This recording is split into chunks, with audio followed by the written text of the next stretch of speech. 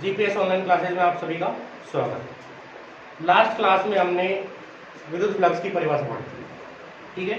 अपनी जो last class है उसमें हमने विद्युत फ्लक्स की परिभाषा पढ़ी थी।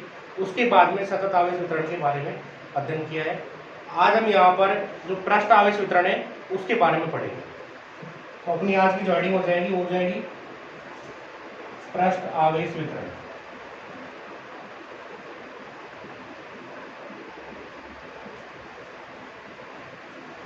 तो सबसे पहले आपको पृष्ठ आवेश वितरण के बारे में समझना है कि पृष्ठ आवेश वितरण क्या होता है।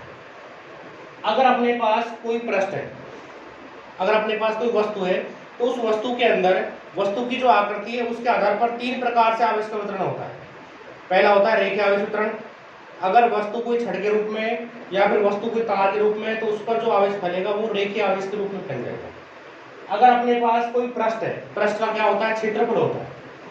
यानी अपने पास यहाँ पर ये पृष्ठ है, इस पृष्ठ का जो क्षेत्रफल है, कुल क्षेत्रफल, उसको हम ए मान लेते हैं। क्षेत्रफल को या तो हम ए से व्यक्त करेंगे या फिर एस से व्यक्त करेंगे। इसका क्षेत्रफल हमने मान लिया ए, इसका जो टोटल क्षेत्रफल है वो हमने क्या मान लिया मित्रों, ए मान लिया।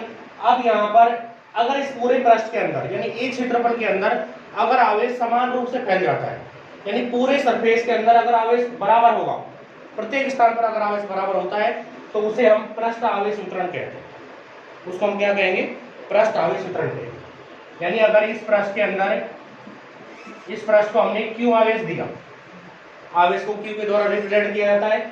अगर इस पूरे पृष्ठ के अंदर क्यू आवेश बराबर फैलता है, यानी जितना आवेश यहाँ होगा उतना ही आवेश यहाँ होगा, यानी प्रत्येक स्थान पर कहीं पर भी अगर आवेश देंगे, अगर वो बराबर रूप से फैलता है, तो उसको हम क्या कह सकते हैं, फिर पृष्ठ आवेश वितरण कहेंगे। यानी ये प्लस क्यू जो आवेश है वो इस पूरे पृष्ठ में समान रूप से फैल गया, प्रत्येक स्थान पर आवेश बराबर रहेगा। क्यू आवेश हमने दिया और क्यू आवेश पूरा का पूरा इस पृष्ठ के अंदर बराबर रूप से क्या हो गया, वितरित हो गया, यानी फैल गया है। तो ये अपना क्या कहलाएगा, पृष्ठ आवेश वितरण कहलाएगा। अब यहाँ पर एक क्षेत्रफल के अंदर तो क्यू आवेश है, हमको यहाँ पर एकांक क्षेत्रफल के अंदर आवेश की मात्रा ज्ञात करनी है। एक क्षेत्रफल के अंदर कितना आवेश है, क्यू आवेश है, तो इसके एकांक क्षेत्रफल में कितना आवेश होगा। तो इसके लिए हम क्या करेंगे, इसके लिए एक क्षेत्रफल के अंदर आवेश की जो मात्रा है वो कितनी है बच्चों, क्यू है। एकांक क्षेत्रफल में आवेश ज्ञात करना है, तो इस एक क्षेत्रफल का इस कुल आवेश में क्या दे देंगे, भाग। तो यहाँ पर एकांक क्षेत्रफल में जो आवेश होगा, एकांक क्षेत्रफल में आवेश बराबर कितना हो जाएगा, कुल आवेश बटे क्षेत्रफल। यानी इसका सूत्र आ जाएगा आवेश बटे क्षेत्रफल। ये इसका सूत्र हमको प्राप्त हो जाएगा। अभी एकांक क्षेत्रफल के अंदर जो आवेश होता है उसे पृष्ठ आवेश घनत्व कहा जाता है। यानी किसी भी पृष्ठ के इकाई क्षेत्रफल में आवेश की जो मात्रा होगी उसको हम क्या कहेंगे, पृष्ठ आवेश घनत्व कहेंगे। तो ये क्या कहलाएगा अपना, पृष्ठ आवेश घनत्व बराबर किसके होगा, सूत्र क्या हो जाएगा, आवेश बटे क्षेत्रफल। पृष्ठ आवेश घनत्व को हम किससे व्यक्त करेंगे, सिग्मा से। तो सिग्मा बराबर किसके हो जाएगा, क्यू बटे ए। इस ए की जगह पर आप एस भी लिख सकते हो, क्योंकि क्षेत्रफल को ए से भी व्यक्त कर सकते हैं और एस से भी व्यक्त कर सकते हैं। जैसा अपनी एनसीईआरटी अपने आरबीएससी की जो बुक है उसमें एस दे रखा है, तो इसके स्थान पर आप एस भी लिख सकते हो। तो ये अपना सूत्र यहाँ पर पृष्ठ आवेश घनत्व का सूत्र प्राप्त होगा। तो पृष्ठ आवेश घनत्व की आपको यदि परिभाषा बनानी है तो परिभाषा आप कैसे बनाओगे, जब भी किसी सूत्र के द्वारा आप परिभाषा बनाते हो तो हर में जो राशि होती है उसको आप एक मान लो। यानी हर में क्या यहाँ पर क्षेत्रफल है, तो क्षेत्रफल को आप एक मान लो। क्षेत्रफल क्या हो जाएगा, 1 मीटर स्क्वायर या फिर 1 सेंटीमीटर स्क्वायर, इस प्रकार से मान सकते हो। तो एकांक क्षेत्रफल में जो आवेश होगा उसी को आप क्या कहोगे, पृष्ठ आवेश घनत्व कहोगे।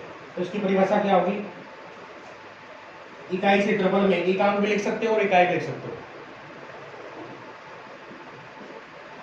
इकाई क्षेत्रफल में आवेश की मात्रा को क्या कहेंगे, पृष्ठ आवेश घनत्व कहते हैं। यानी एकांक क्षेत्रफल में उपस्थित आवेश की जो मात्रा होगी उसी को क्या कहेंगे बच्चों, यहाँ पर पृष्ठ आवेश घनत्व कहेंगे। तो सबसे पहले तो आपको आप क्या लिखोगे, पृष्ठ आवेश वितरण टॉपिक डालोगे, ठीक है। उसमें अगर आप लिखना चाहो तो क्या लिखोगे, अगर लिखना चाहो तो लिख देना, अन्यथा पूछा क्या जाता है, पृष्ठ आवेश घनत्व पूछा जाता है, 1 नंबर का आता है कि पृष्ठ आवेश घनत्व किसे कहते हैं, या फिर पृष्ठ आवेश घनत्व का मात्रक लिखिए, ये पूछा जाता है। तो पृष्ठ आवेश घनत्व की परिभाषा क्या होगी, एकांक क्षेत्रफल में उपस्थित आवेश की जो मात्रा होगी उसी को आप क्या कहोगे, पृष्ठ आवेश घनत्व कहोगे। यानी पहले आप पृष्ठ आवेश घनत्व लिखोगे, पृष्ठ आवेश घनत्व बराबर हो जाएगा आवेश बटे क्षेत्रफल, ठीक है, इसको तो लिख दोगे। फिर उसके बाद में सिग्मा बराबर Q बटे A, फिर इसकी ये परिभाषा होगी। इसके बाद में आपको यहाँ पर इसका क्या लिखना है, मात्रा।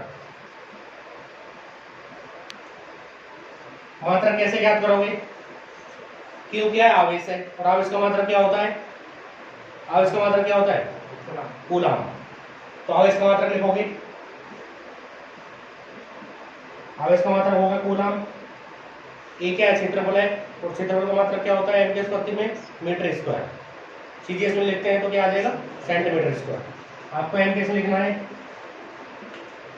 कूलम प्रति मीटर स्क्वायर हो गया, ठीक, ये तो इसका हो गया मात्रक। अगर इसके बाद में आप इसकी विमा ज्ञात करना चाहो, पृष्ठ आवेश घनत्व की अगर विमा ज्ञात करना चाहो तो आप यहाँ पर इसी सूत्र से विमा भी ज्ञात कर सकते हैं। आवेश की विमा क्या होती है, A1T1 होती है, क्षेत्रफल की क्या होती है, L2 होती है, ठीक है। तो L2 ऊपर जाएगा, क्या आ जाएगा, माइनस का, M0 L-2 T1 और A1, वो उसकी क्या हो जाएगी, विमा। वैसे विमा इसकी पूछेगा नहीं, फिर भी अगर विमा लिखना चाहो तो लिख सकते हो। विमा क्या होगी, आवेश की क्या होती है, A1 T1, यह आवेश की होती है, पहले हम ज्ञात कर चुके हैं। क्षेत्रफल की क्या होती है, L2, L की घात बटे में कितनी है, +2 है, ऊपर जाएगी कैसे हो जाएगी, -2। पहले क्या लिखते हैं विमा में, m की कोई घात नहीं है, 0 लगती है, ठीक है। L ऊपर जाएगा -2, T पहले लिखेंगे, के बाद में लिखेंगे, ये इसकी क्या हो जाएगी, विमा हो जाएगी। तो इस तरह से हम इनकी विमाएं नोट कर सकते हैं। इसके बाद में ये जो अपने पास जो पृष्ठ ए क्षेत्रफल का है, इस पृष्ठ के कारण r दूरी पर हमको बल का मान ज्ञात करना है, या फिर हमको विद्युत क्षेत्र की जो वैल्यू होगी वो ज्ञात करना है। तो इसको नोट कर लेंगे, ऐसा आएगा बिल्कुल, ठीक है। अब यहाँ पर कई बार वो बल पूछ लेता है, ये जो पृष्ठ आवेश वितरण है इसके कारण बल का मान ज्ञात कीजिए। तो इसके लिए हम क्या करेंगे, ये हमारे पास ए क्षेत्रफल का कोई पृष्ठ है, इसका टोटल जो क्षेत्रफल है वो कितना है, ए है। अब यहाँ पर इस पृष्ठ पर कोई भी अल्पांश लेंगे, अल्पांश का मतलब क्या होता है, एक छोटा टुकड़ा लेना है। यानी ये जो पृष्ठ है इसे हम छोटे छोटे अल्पांशों से मिलकर के बना हुआ मान सकते हैं। 11th क्लास में अल्पांश आपने लिए होंगे। यानी ये जो पृष्ठ है, इस पृष्ठ को इस प्रकार से छोटे छोटे टुकड़ों से मिलकर के हम बना मान सकते हैं। अब ये जो अल्पांश अपने लिया है, इस अल्पांश को किसके द्वारा व्यक्त करेंगे, इस अल्पांश को डी के द्वारा व्यक्त कर देंगे। किसी राशि की जब छोटी राशि ली जाती है, अल्प राशि ली जाती है, तो उसके साथ हम डी और लगा देते हैं। यानी ये हमने क्षेत्रफल का एक डी अल्पांश ले लिया। क्षेत्रफल को एस मानोगे तो डी एस आ जाएगा, ठीक है। अगर ए मानते हो तो डी आ जाएगा। अब ये जो अल्पांश है, इस अल्पांश से आर दूरी पर यहाँ पर कोई बिंदु पी है, कितनी दूरी है बिंदु की, आर दूरी है। तो इस अल्पांश से आर दूरी पर अपने पास कोई बिंदु पी स्थित है, और इस बिंदु पी पर आपको पहले तो विद्युत बल ज्ञात करना है, फिर उसके बाद में विद्युत क्षेत्र की तीव्रता ज्ञात करनी है। जब भी हम कोई भी परीक्षण बिंदु लेते हैं, पी यहाँ पर परीक्षण बिंदु है, और परीक्षण बिंदु पर जो आवेश रखा जाता है उसको अपन परीक्षण आवेश कहते हैं। यानी यहाँ पर जो परीक्षण बिंदु होगा उस पर जो भी आवेश रखेंगे वो कौन सा आवेश होगा, वो परीक्षण आवेश होगा। और परीक्षण आवेश को हम किससे व्यक्त करते हैं, Q0 से या फिर Q0 से, ये यहाँ पर परीक्षण आवेश है। अब डी जो अल्पांश है बिंदु P पर, सबसे पहले इस अल्पांश के कारण आप बल ज्ञात करोगे, इस अल्पांश के कारण कितना बल होता है। तो डी जो अल्पांश है, इस अल्पांश के अंदर आवेश आपको पता होना चाहिए। अगर इस अल्पांश के कारण आप यहाँ पर बल ज्ञात करते हो तो इस अल्पांश पर कितना आवेश है यह आपको ज्ञात होना चाहिए। तो किसी भी पृष्ठ के एकांक क्षेत्रफल में जो आवेश की मात्रा है वो आपको पता है कितनी है, सिग्मा है, जिसको आप पृष्ठ आवेश घनत्व कहते हो। यानी ये जो पृष्ठ है, पूरा जो पृष्ठ है, इस पृष्ठ के इकाई क्षेत्रफल में जो आवेश है वो कितना है, सिग्मा है। तो आप सिग्मा को इसके क्षेत्रफल से गुणा कर दो। सिग्मा को अगर आप डीए से गुणा करोगे तो इस डीए अल्पांश के अंदर आवेश की मात्रा आपको पता चल जाएगी। तो आगे हमको क्या लिखना है, पृष्ठ आवेश घनत्व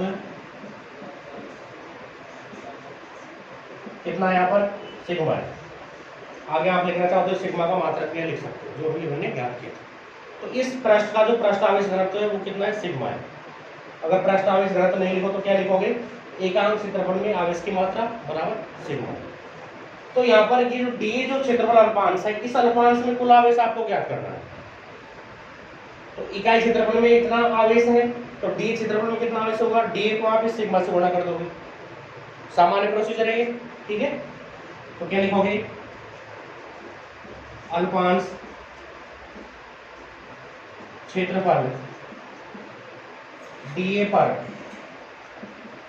आवेश कितना हो जाएगा, सिग्मा को डीए से गुणा कर दो, सिग्मा डीए हो जाएगा। सिग्मा को जब हमने डीए से गुणा किया तो कितना प्राप्त हो गया, सिग्मा डीए प्राप्त हो गया। इसके बाद में इस पर आवेश आपको पता है, यहाँ पर आवेश आपको पता है, यहाँ पर भी धन आवेश है और ये Q0 भी पॉजिटिव आवेश है।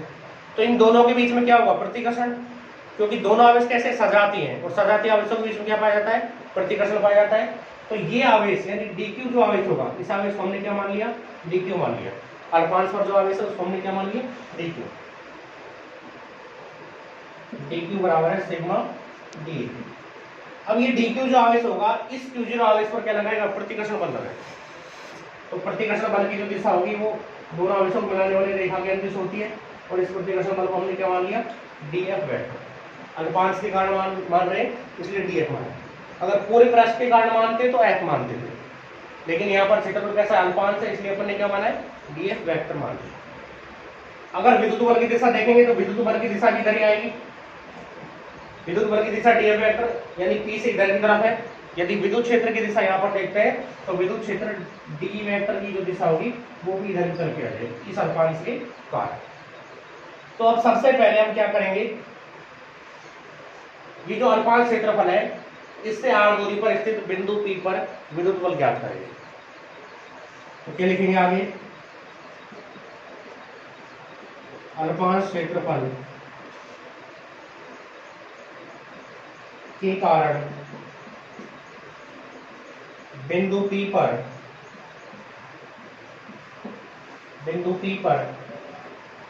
विद्युत बल ज्ञात करने के लिए कौन सा नियम लगाते हैं, कूलाम का नियम लगाते हैं। कूलाम का नियम क्या होता है, बराबर K/Q1Q2/r², ये होता है। तो कूलाम के नियम से क्या ज्ञात करेंगे, dF वेक्टर। ये हो गया, Q1 की जगह पर इसका आवेश आएगा, इस अल्पांश का आवेश आएगा, और इस अल्पांश का आवेश कितना है, इस अल्पांश पर जो आवेश है वो है dQ। तो Q1 की जगह पर अपना आ गया dQ। दूसरा जो आवेश बिंदु P पर रखा हुआ है वो कितना है, Q0। दूसरा आवेश कितना हो गया, Q0 हो गया। बटन दूरी कितनी है, r²। दिशा के लिए क्या लगाते हैं साथ में, r कैप। यानी r कैप जो होगा वो विद्युत बल की दिशा को क्या करेगा, यहाँ पर व्यक्त करेगा। तो ये तो अपन ने इस अल्पांश के कारण बल ज्ञात किया है।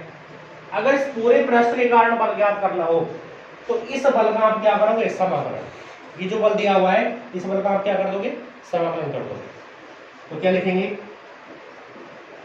संपूर्ण पृष्ठ के कारण P पर विद्युत बल dF का जब समाकलन करोगे तो क्या आएगा, F। dx का जब हम समाकलन करते हैं तो क्या आता है, x आता है। तो dF का समाकलन करोगे तो क्या आ जाएगा, F आ जाएगा। तो ये F वेक्टर हो गया, ये इंटीग्रल का चिन्ह हो गया, समाकलन का चिन्ह। ये पूरी राशि ऐसी कैसी आ जाएगी, केवल समाकलन का चिन्ह आएगा, K dQ Q0/r² और साथ में क्या आ जाएगा, r है। अब यहाँ पर अगर आप मान रखना चाहो तो dQ को मान रख सकते हो। यदि हम यहाँ पर मान रखना चाहें तो dQ का मान सिग्मा डी रख सकते हैं। K को बाहर ले लो, Q0 को बाहर ले लो, दोनों को हम बाहर ले सकते हैं। तो F वेक्टर बराबर क्या आ जाएगा, K नियतांक के 9 × 10 की घात में होता है, बाहर आ गया। Q0 जो आवेश है वो परीक्षण धनात्मक आवेश है, इसको भी हमने बाहर ले लिया। ये Q0 बाहर आ गया, ये इंटीग्रल का चिन्ह आ गया। डी की जगह आप क्या रखोगे, सिग्मा डी ए बटे में आ जाएगा आर स्क्वायर और साथ में क्या आ जाएगा आर। तो कुल बल का जो मान है वो तो हम ये मान प्राप्त कर लेंगे। इसके बाद में अगर विद्युत क्षेत्र ज्ञात करना है, विद्युत क्षेत्र का सूत्र क्या होता है, E बराबर है बटे Q0। विद्युत क्षेत्र का अगर सूत्र देखें तो E बराबर किसके होता है, F बटे Q0 के। विद्युत क्षेत्र की तीव्रता हम पढ़ चुके हैं। विद्युत क्षेत्र E वेक्टर बराबर किसके होता है, F वेक्टर बटे Q0 के। पूरे पृष्ठ के कारण ज्ञात कर रहे हैं, अल्पांश के कारण ज्ञात नहीं कर रहे हैं, पर पूरे पृष्ठ के कारण ज्ञात कर रहे हैं। इसलिए ये जो कुल बल है इसमें Q0 का भाग दे देंगे, यानी ये जो कुल बल अपना इसमें किसका भाग लग जाएगा, Q0 का। तो Q0 हट जाएगा यहाँ से, तो E का मान क्या आएगा, E वेक्टर बराबर आ जाएगा K इंटीग्रल सिग्मा डीए बटे में आर स्क्वायर और साथ में क्या आ जाएगा आर के। तो इस तरह से हम यहाँ पर कुल विद्युत क्षेत्र की जो वैल्यू है वो ज्ञात कर सकते हैं। तो सबसे पहले आपको इसमें पृष्ठ आवेश वितरण के बारे में समझना है कि पृष्ठ आवेश वितरण क्या होता है। अगर आवेश यानी यदि आवेश पूरे पृष्ठ पर समान रूप से अगर फैला हुआ है या वितरित है तो उसे हम क्या कहते हैं, पृष्ठ आवेश वितरण कहते हैं, या फिर सतत पृष्ठ आवेश वितरण भी इसको बोल सकते हैं। फिर पृष्ठ आवेश घनत्व की परिभाषा ज्ञात करनी है। परिभाषा क्या होती है, उसका सूत्र क्या होता है, आवेश बटे क्षेत्रफल, यानी इकाई क्षेत्रफल के अंदर आवेश की जो मात्रा होती है वो अपनी क्या कहलाएगी, उसको पृष्ठ आवेश घनत्व कहेंगे, जिसको किससे व्यक्त करते हैं, सिग्मा से। फिर इस पृष्ठ पर अपन को क्या लेना है, एक अल्पांश लेना है, उस अल्पांश में आवेश ज्ञात करना है। तो अल्पांश क्षेत्रफल डीए पर आवेश की मात्रा क्या हो जाएगी, डी के बराबर सिग्मा इंटू डी हो जाएगी, यानी एकांक क्षेत्रफल में आवेश को इस डीए क्षेत्रफल से क्या करते हैं, गुणा कर देंगे तो सिग्मा डी आ जाएगा।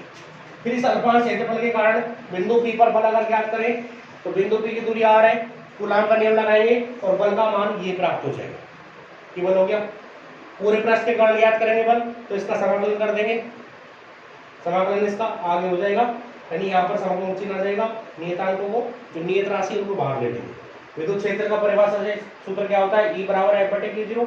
तो F के इस मान में Q0 का भाग दे करके हम किसका मान ज्ञात कर लेंगे, यहाँ पर किसकी वैल्यू प्राप्त हो जाएगी, विद्युत क्षेत्र का मान प्राप्त हो जाएगा।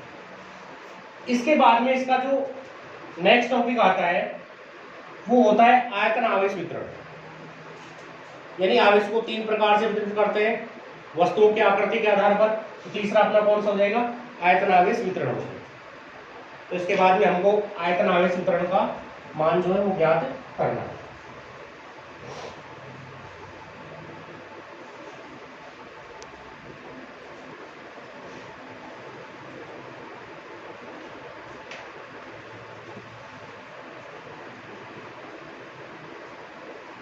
आयतन आवेश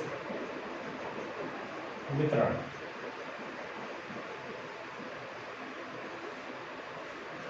अब अपने पास जो वस्तु होगी उस वस्तु का आयतन होगा। जब भी किसी वस्तु का पृष्ठ लेते हैं तो पृष्ठ में दो राशि अपने पास होती है, एक होती लंबाई और एक होती चौड़ाई। पृष्ठ का क्या होता है, क्षेत्रफल होता है। आयतन अगर ज्ञात कर रहे हैं तो आयतन के अंदर तीन राशियां होंगी, लंबाई, चौड़ाई और उसकी ऊंचाई। तो वस्तु जो होगी हमको या तो घनाकार लेनी है, यानी उसके अंदर तीन जो राशि है वो होनी चाहिए। तो हम यहाँ पर एक इस प्रकार से वस्तु ले लेते हैं,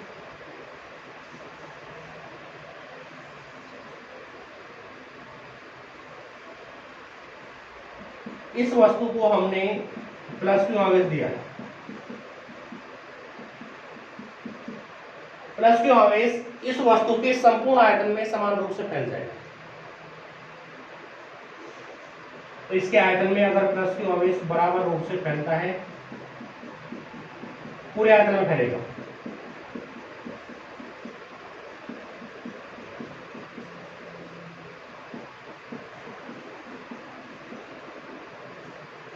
यहाँ पर इसके पूरे आयतन में जो क्यू आवेश है वो बराबर रूप से क्या है, फैला हुआ। अब यहाँ पर हमको आयतन आवेश घनत्व का मान ज्ञात करना है, यानी ये वस्तु जो है या ये जो निकाय अपने पास, इस पूरे निकाय का कुल आयतन अपने पास कितना है, V के बराबर। कुल आयतन V है, तो इसके एकांक आयतन में आवेश की जो मात्रा होगी उसको हम क्या कहेंगे, आयतन आवेश घनत्व कहेंगे। तो आयतन आवेश घनत्व का सूत्र क्या होगा, सेम प्रोसीजर बिल्कुल पिछला वाला ही, आयतन आवेश घनत्व सूत्र में क्या चेंज जाएगा, पिछले वाले में यानी जब पृष्ठ आवेश घनत्व ज्ञात किया था, पृष्ठ का क्षेत्रफल होता है, अब यहाँ पर ये जो अपने पास निकाय है इसका क्या है, आयतन है, तो वहां पर आवेश बटे क्षेत्रफल आया था, यहाँ पर आवेश बटे आयतन आ जाएगा। तो सूत्र क्या हो जाएगा, आवेश बटे आयतन। ये सूत्र हो गया। पृष्ठ आवेश घनत्व को किससे व्यक्त करेंगे, रो के द्वारा व्यक्त करते हैं। पृष्ठ आवेश घनत्व को किससे व्यक्त करते हैं, रो से व्यक्त करते हैं। तो ये रो हो गया, रो बराबर हो जाएगा क्यू बटे वी। ये यहाँ पर आयतन आवेश घनत्व का सूत्र अपन को प्राप्त हो जाएगा। अगर आप इसका मात्रा ज्ञात करना चाहो, मात्रा क्या आएगा, आवेश का मात्रा क्या होता है, कूलम। आयतन का मात्रा क्या होता है, मीटर क्यूब। तो आयतन आवेश घनत्व का जो मात्रक होगा वो कूलम प्रति मीटर क्यूब या फिर कूलम प्रति मीटर घन प्राप्त हमको यहाँ पर ये हो जाए। इसकी अगर हम परिभाषा देखें तो परिभाषा बनाने के लिए क्या करेंगे, इस आयतन को एकांक माना जाएगा, यानी ये जो आयतन है इसको हम क्या मान लेंगे, एकांक मान लेंगे। तो परिभाषा क्या हो जाएगी, आयतन आवेश घनत्व की एकांक आयतन में उपस्थित आवेश की जो मात्रा होगी उसी को क्या कहेंगे, आयतन आवेश घनत्व कहेंगे। परिभाषा क्या होगी, इकाई आयतन में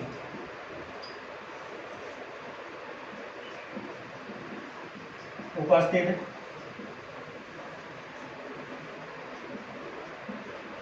आवेश की मात्रा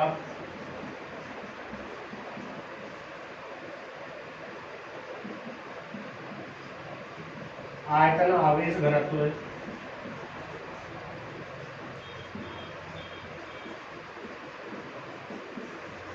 कहलाती है। यानी एकांक आयतन में जितना आवेश प्राप्त होगा उसी को हम क्या कह सकते हैं, आयतन आवेश घनत्व कह सकते हैं। इसके बाद में ये जो अपने पास जो भी निकाय है, इस निकाय के कारण, इस निकाय के पूरे आयतन के कारण हमको किसी बिंदु P पर विद्युत बल का मान और विद्युत क्षेत्र की जो तीव्रता है वो ज्ञात करनी है। यानी जो हमने पिछले टॉपिक में पृष्ठ के कारण ज्ञात किया है, अब इस पूरे आयतन के कारण ज्ञात करें। तो यहां पर हम क्या करेंगे, ये जो पूरा पृष्ठ है ये घनाकार है, इसके अंदर हमने एक dv आयतन का एक अल्पांश ले लिया। पूरा आयतन अगर v है तो इस आयतन का जब अल्पांश लिया जाएगा तो आयतन अल्पांश कितना हो जाएगा, dv हो जाएगा। तो ये dv आयतन का हमने एक अल्पांश ले लिया। इस अल्पांश से r दूरी पर यहाँ पर कोई बिंदु क्या होगा, p होगा। p बिंदु पर कैसा आवेश रखोगे, परीक्षण आवेश रखोगे, और परीक्षण आवेश को हम किससे व्यक्त करते हैं, q0 से। ठीक है, इसकी दूरी कितनी है, r है। अब यहाँ पर ये जो dv आयतन है इस पर आवेश की मात्रा हम क्या मान लेंगे, dq मान लेंगे। इस पर आवेश dq हो गया। ये dq आवेश इस q0 आवेश को क्या करेगा, प्रतिकर्षित करेगा। चित्र भी बिल्कुल सेम आएगा। तो df विद्युत बल इधर लगेगा, विद्युत क्षेत्र d वेक्टर भी इधर लगेगा। केवल चित्र में थोड़ा अंतर है, पहले पृष्ठ था, अब यहाँ पर हमने क्या लिया है, आयतन लिया है। तो आयतन के लिए हमने एक अक्ष और जोड़ दिया इसके साथ इसे। ठीक है,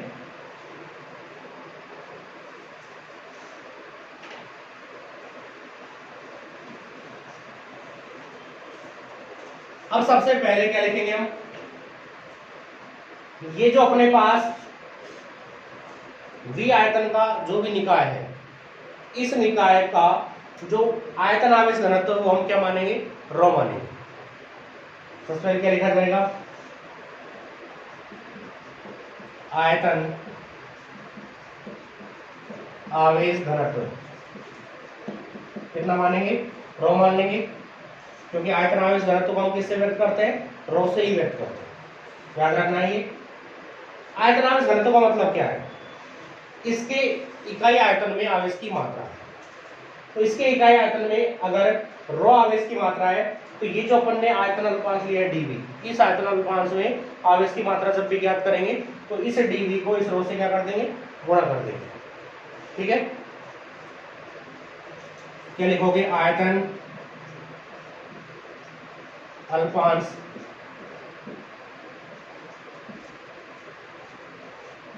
पर आवेश कितना हो जाएगा, dq बराबर किसके हो जाएगा, रो dv। यानी इकाई आयतन में जो आवेश है उसको इस अल्पांश के आयतन से जब हम गुणा करेंगे तो जो आवेश प्राप्त होगा dq बराबर किसके हो जाएगा, रो dv प्राप्त हो जाएगा। अब ये dq आवेश इस q0 आवेश को क्या करेगा, प्रतिकर्षित करेगा। तो इस प्रतिकर्षण बल का मान हमको ज्ञात करना है। तो क्या लिखेंगे, चाहे तो dq आवेश लिख देना कि dq आवेश के कारण या अल्पांश के आवेश dq के कारण q0 पर बल लिख देना चाहे तो, या फिर p पर बल लिख देना, दोनों में से कुछ भी लिख सकते हैं। क्या लिखें,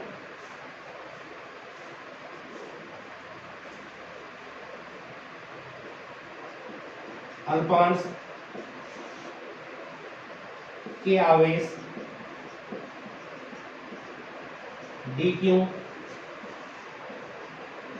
के कारण, चाहे तो q0 पर बल लिख देना चाहे p पर बल लिख देना, q0 पर विद्युत बल कितना हो जाएगा, पिछला वही सूत्र से dF बराबर k q1 q2 बटे r स्क्वायर होता है। q1 की जगह क्या आ जाएगा, dq, और q2 की जगह क्या आ जाएगा, q0। ठीक है, dq q0 बटे r स्क्वायर, साथ में क्या आ जाएगा, r है। ये तो इस अल्पांश के कारण बल हो गया।